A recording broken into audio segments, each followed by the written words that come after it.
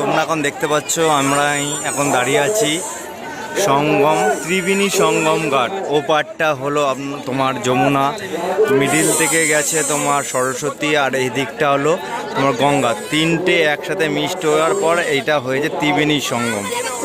তোমরা দেখতে পাচ্ছ